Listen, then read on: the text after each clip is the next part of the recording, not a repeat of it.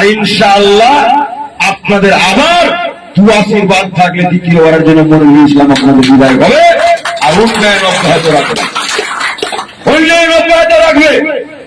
আর আমি 40 বছরের রেকর্ড ভাঙবো। 40 বছরে যত টাকার কাজ না হয়েছে তার চাইতে ডবল টাকার কাজ ইতিমধ্যেই মনিরুল ইসলাম 700 কোটি টাকার কাজ হয়েছে। কত? পানীয় জল শুধু 400 টাকা 500 কোটি টাকা আছে।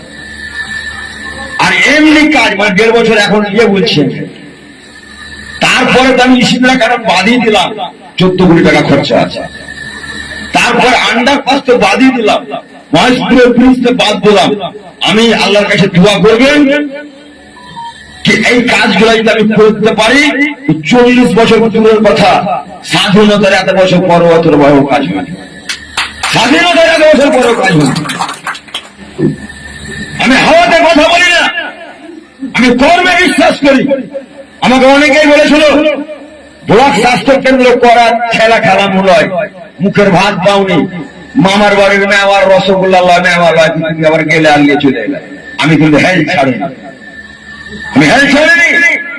আমাকে বলেছিল ফারাক্কাদের চিন্তা খুব নামুমকিন আছে। আরে দুনিয়াতে চেষ্টা করলে কোন জিনিসের নামুমকিন নেই, সবকিছু সম্ভব আছে, চেষ্টা করতে হবে। আমাকে কোন লোক দিল্লিতে একটা কথা বলেছিল, খুব মারাত্মক কথা,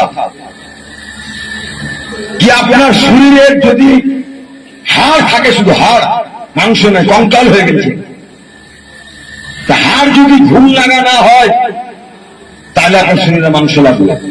আর হাড়ে যদি ঘুম লেগে যায় তাহলে মাংস লাগার সম্ভাবনা নেই।